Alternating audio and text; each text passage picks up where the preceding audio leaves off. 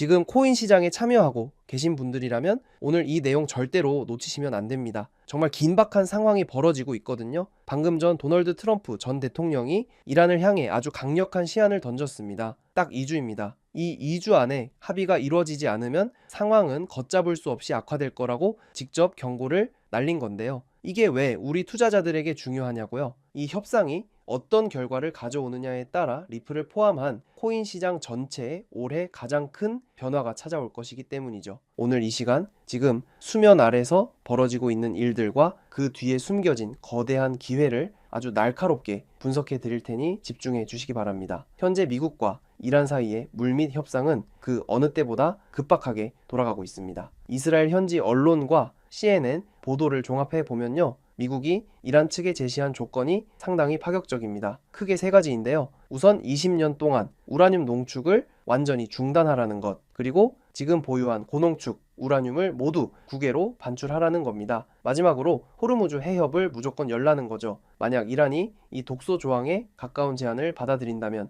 미국은 동결했던 이란의 막대한 자금을 풀어주겠다는 강력한 보상을 약속한 상태입니다. 한마디로 돈줄을 쥐고 항복을 받아내겠다는 전략인 거죠. 여기서 우리가 주목해야 할 지점은 바로 호르무즈 해협입니다. 코인 투자하는데 왜 중동 해협 걱정을 해야 하냐고 물으실 수도 있겠지만 이건 시장 유동성과 직결되는 문제입니다. 해협이 막히면 기름값이 뛰고 물가가 올라가죠. 그럼 중앙은행들은 금리를 내릴 명분이 사라집니다. 시장에 돈이 안 풀리면 코인 같은 위험 자산은 힘을 쓸 수가 없거든요. 결국 이 협상이 타결되어 해협이 안전하게 개방된다는 소식은 코인 시장에 강력한 유동성 펌핑이 시작될 거라는 신호탄과도 같은 겁니다. 트럼프의 이번 기자회견은 사실상 최후 통첩이나 다름없었습니다. 이란이 핵을 포기하지 않으면 즐거운 상황이 되지 않을 거라는 무서운 말을 남겼거든요. 특히 눈여겨볼 점은 시진핑 주석까지 언급하며 이 문제가 미이란만의 문제가 아님을 시사했다는 겁니다. 글로벌 리더들이 이 전쟁의 종식을 원하고 있다는 건 조만간 어떤 형태로든 시장의 불확실성이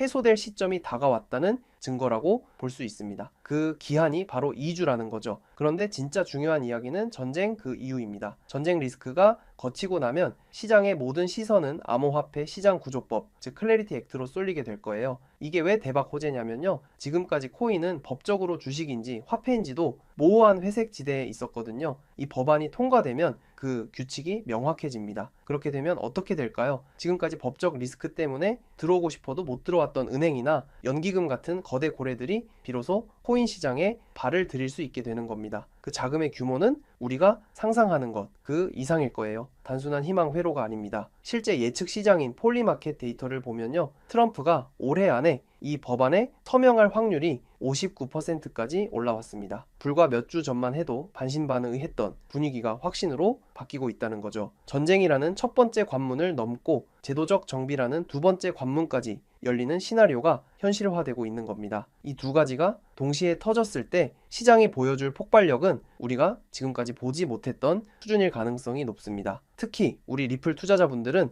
이 법안을 정말 눈여겨보셔야 합니다. 리플은 항상 그놈의 규제 때문에 발목이 잡혀왔잖아요. 하지만 시장 구조법이 통과되면 XRP는 가장 안전하고 신뢰할 수 있는 기관용 자산으로 재탄생하게 됩니다. 글로벌 결제망을 이미 장악하고 있는 리플의 기술력이 제도라는 날개를 달게 되는 순간이죠. 현금 비중만 고민할 게 아니라 이런 거시적인 흐름 속에서 리플이 어떤 가치를 증명할지 고민해봐야 할 시점이라는 겁니다. 하지만 여러분, 투자는 항상 냉정해야 합니다. 우리 주변에 이런 분들 많죠. 옛날에 리플 5,000원 갔을 때 수익이 얼마였는데 하시면서 그때 못 판 걸 후회하는 분들이요. 이런 과거의 기억에 매몰되는 게 투자에서 가장 안 좋은 습관입니다. 기세가 좋을 때 욕심 부리다 타점을 놓치면 결국 손실로 돌아오거든요. 제가 리플 전용 방에서도 강조드렸지만 4,850원 같은 심리적 고점에서는 분할 매도로 수익을 확정짓는 결단력이 필요합니다. 팔아야 내 돈인 거죠. 결국 하수와 고수를 가르는 차이는 잃지 않는 투자를 하느냐에 있습니다. 이건 차트 하나 잘 본다고 되는 게 아니거든요. 오늘 말씀드린 것처럼 국제 정세가 어떻게 돌아가는지, 새로운 법안이 시장의 판을 어떻게 바꿀지 종합적으로 읽어낼 줄 알아야 합니다. 저희가 최근 하락장에서도 17가의 종목 중 16개에서 수익을 낼 수 있었던 비결도 바로 이런 매크로 분석 덕분이었죠. 시장이 빠질 때를 기다려 저점을 잡는 이 사이클을 반복하는 것, 그것이 진짜 돈을 버는 방법입니다. 자, 이제 결론을 내려보겠습니다. 트럼프가 던진 2주라는 시간은